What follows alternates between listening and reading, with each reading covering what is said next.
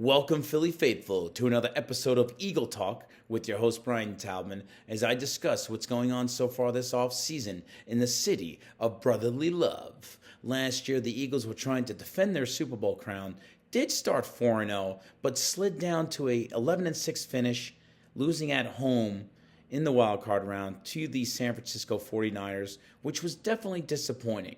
There were question marks even with the great start, especially on the offensive side, where Saquon Barkley could not get going like the previous year, where he was ripping off 60-yard touchdown runs seemingly left and right on his way to a 2,000-yard season.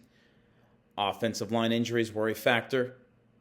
The predictable play calling, one could say, was a big factor, which led to the firing of another offensive coordinator. It seems that Jalen Hurts can't go more than about a year and a half without getting a new offensive coordinator.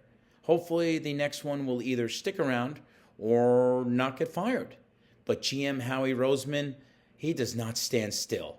He is pretty much the best in the business because of how he operates, and this has made the Eagles the second best franchise in the NFL the last decade, behind only the Kansas City Chiefs.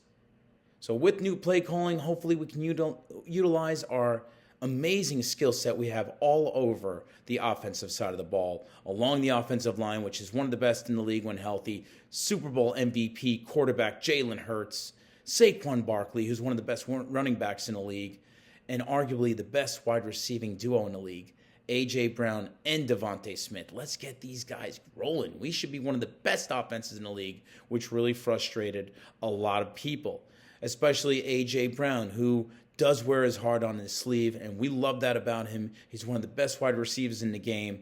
We just hope that he doesn't get as frustrated this year, and it's definitely understandable on a lot of levels. Now, him and Jalen Hurts used to be very close friends, pretty much best friends. Jalen Hurts is the godfather to A.J. Brown's daughter, so, hey, maybe they need to have a sit-down. Who knows?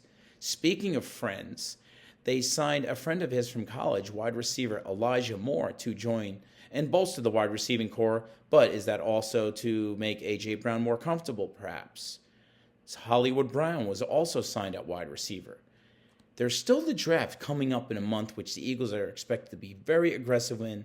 We have signed two cornerbacks, veteran Jonathan Jones and former Pro Bowl cornerback Rick Woolen from the Super Bowl champion Seahawks.